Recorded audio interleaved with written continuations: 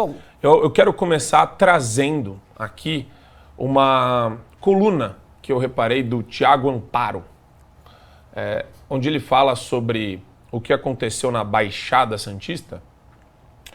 Ele chama de chacina por vingança. E ele clama pelas câmeras. Vejam só vocês. Que mostrarão a tortura a céu aberto. Quer dizer, ele coloca como uma afirmação categórica, definitiva, concreta, finalizada, encerrada. Não, onde é que estão as imagens do crime que eu sei que foi cometido, mas não querem mostrar? E eu já quero começar chamando o professor, mas antes botando um vídeo da Samia McDonald's na CPI. Olha só. Não admito que se faça demagogia sobre a morte de nenhum trabalhador de segurança pública para justificar uma chacina, a segunda maior da história. E não há nenhuma prova de que qualquer uma dessas pessoas que foi assassinada na cidade do Guarujá tenha alguma coisa a ver com o assassinato desse policial. Deputado, eu estou um pouco decepcionado com a senhora. Achei que a senhora, como mulher, ia defender a policial que tomou tiros de fuzil pelas costas do crime organizado.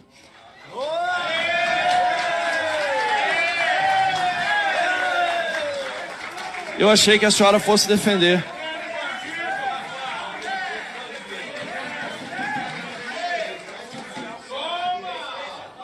Vamos lá, pessoal. Para que os senhores saibam, ontem à tarde eu estive na Santa Casa de Santos. Ontem à tarde eu estive na Santa Casa de Santos visitando a Cabo Gomes, a Cabo Nadiara Gomes.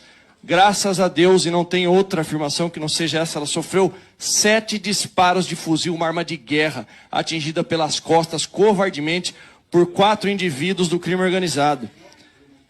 Disparo nas costas e no ombro. Ninguém sai matando, deputado, já vai chegar a vez do senhor falar. Ela está bem, passou por procedimento cirúrgico. O soldado Uriel, atingido na virilha, por Deus também está vivo. Olha, vamos lá por partes. Esse tema ele é maravilhoso. Primeiro ponto, nós vivemos numa sociedade onde nós temos uma imprensa que é bandidólatra. O que isso significa? Significa que a imprensa e toda a esquerda não tem pena, não tem piedade, não tem misericórdia, não tem empatia pela vítima, pelo cara que é vítima de latrocínio por causa de um celular que custa R$1.000, que o bandido pega o celular dele e atira queima-roupa, atira sem piedade, sem misericórdia, e mata um pai de família, uma mãe de família, mata um estudante. A esquerda não tem piedade por essa pessoa. Sabe por quem ela tem piedade? Por quem atirou, pelo bandido. E a imprensa é conivente com esse comportamento. Eu não vou nem mencionar aqui o porquê, tá? Eu não vou nem mencionar que dentro da imprensa tem um monte de vagabundo viciado em droga. Vamos fingir que eu não falei isso, tá bom? Vamos fingir que parte da imprensa não é amiga dessa galerinha aí, tá bom? Vamos só fingir que eu não falei isso. E aí eles são coniventes com esse comportamento. Eu separei aqui as pessoas que foram vítimas da chacina. Uma delas é a primeira, Fábio Ferreira. Ele foi preso 3 vezes por tráfico e era considerado um dos chefes de uma facção criminosa lá em Santos. O Felipe Vieira Nunes, ele foi preso por roubo. O Matheus Eduardo foi preso por roubo e chegou a ser condenado 6 anos, mostrando que o nosso sistema carcerário é falho. O Jefferson Júnior foi investigado por estelionatário. Cleiton, ele tem passagem na polícia por tráfico de drogas. O Rogério, ele foi preso. Sabe por que o Rogério foi preso? Por homicídio. Vejam só vocês. 2 vezes por roubo qualificado e por receptação de produtos. E a última alma boa, o nome dele era William. E ele tinha 4 passagens por roubo, 2 por posse ilegal de arma. Mas o Lula não disse que a arma dos criminosos, do crime organizado, era legalizada. O que aconteceu? 2 por golpe e o crime contra o patrimônio público. Eu consideraria o crime contra o patrimônio público atos antidemocráticos. Não é por isso que o pessoal do 8 de janeiro está preso? São essas as pessoas que foram vítimas da chacina, que acabou com... Era só cidadão de bem, né? Vejam a lógica da esquerda. O Lula, o Flávio Dino, o próprio Alejandro de Moraes gosta de debochar e falar, é o cidadão de bem. Quando ele vê um bandido, imediatamente ele sente pena, ele sente compaixão. E o pobre odeia bandido. Sabe quem descobriu isso? Sabe quem descobriu que o pobre não se sente oprimido? Karl Marx. Karl Marx, lá atrás, escreve o seguinte: não tem como a gente tomar os meios de produção, porque os caras não têm o que Karl Marx vai chamar de consciência de classe. Ele não consegue perceber que ele é oprimido. Mas você sabe por que o cara não conseguia perceber? E olha que se a gente for comparar o nível de insalubridade das condições de trabalho, era imensamente maior na época de Karl Marx do que agora. Mas ele mesmo reconhece que o cara que trabalha não se coloca como oprimido. Ele simplesmente trabalha, ele simplesmente faz acontecer. Ele tem a percepção de que está partindo de determinados lugares que de fato não são privilegiados, porque sim, existem pessoas privilegiadas na sociedade, é absolutamente normal, faz parte do que é uma sociedade. Mas o pobre, ele vê essa situação e fala: ok, então eu vou fazer acontecer, então eu vou atrás. O próprio Karl Marx reconhece isso, por isso que o próprio Karl Marx fala: então a gente tem que dominar a superestrutura. O que é a superestrutura? É o campo ideológico. Quem compõe o campo ideológico? Um dos braços é a comunicação.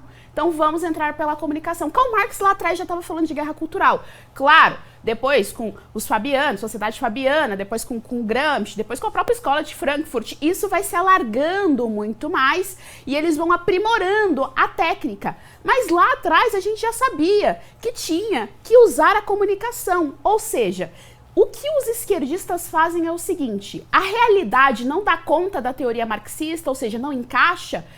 Então eu vou fazer o seguinte: eu vou impor. Como que eu imponho? Coloca um jornalista na Folha falando que o Tarcísio é praticamente um assassino, falando que a polícia é uma assassina, e impõe isso goela abaixo pela opinião pública na cabeça das pessoas. É isso que acontece, é esse o cenário que acontece.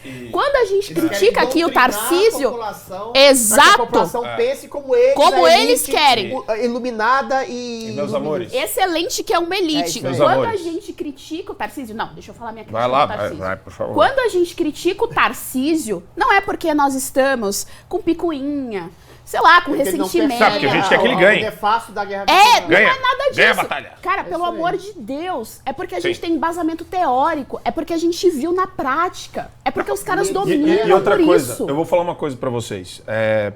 Isso é reproduzido sistematicamente em todas as áreas. Isso aí. Como assim, Marco? Aqui, o Thiago Amparo, no artigo dele, e os jornalistas da Globo, da CNN, do SBT, o que eles fazem?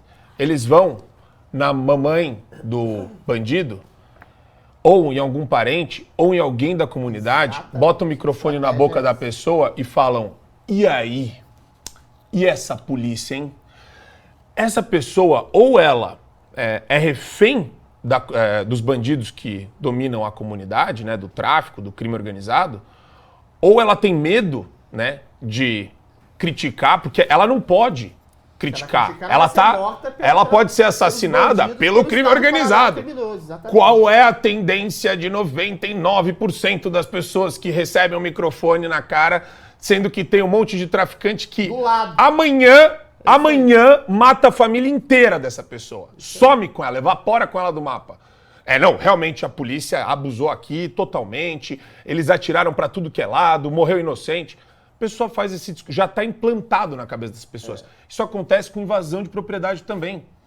Na hora que você vai reintegrar a posse, o que os invasores fazem? Eles colocam uma senhora com um bebê no colo, provavelmente uma cadeirante, uma pessoa toda estrupiada, aí vem a imprensa e tira foto da cadeirante e do trator que vai derrubar a casa dos invasores, colocando a polícia e o trator e o restabelecimento da lei e da ordem como se fosse, né, um ato autoritário, Marco, um ato abusivo. Não só isso, tá? Tem um evento muito clássico que foi na Globo, que foi noticiado no Jornal do Meio-Dia. Agora eu não sei se foi no regional daqui de São Paulo, qual foi, mas provavelmente São Paulo ou do Rio de Janeiro, em que eles anunciavam que a polícia tinha matado o entregador de pizzas.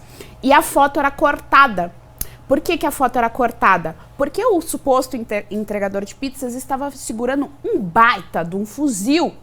Então eles cortaram a foto e falaram, olha só, a polícia matou o entregador de pizzas. Quer dizer, é a manipulação da manipulação da manipulação. Os caras se sentem completamente à vontade em plena era da internet, onde a gente pode dar uma pesquisada e chegar ali à fonte da coisa, em mentir, em manipular. Mas vai além, vai além. A despeito, e apesar não, por causa dessa manipulação, políticas públicas feitas de cima para baixo, como no judiciário, são feitas. Por exemplo, esse testemunho de uma mãe de um bandido morto, ou testemunho de uma pessoa ameaçada pelo tráfico, e diz, não, realmente a polícia foi muito, muito violenta, muito abusiva, porque ela tem medo do traficante. O que faz? O Edson Fachin proíbe operações policiais nas favelas, nos morros, nas comunidades, proíbe sobrevoos às favelas, aos morros, ou seja, quanto mais essa encenação e essa manipulação da realidade feita para mídia a favor dos bandidos e contra a polícia é feita,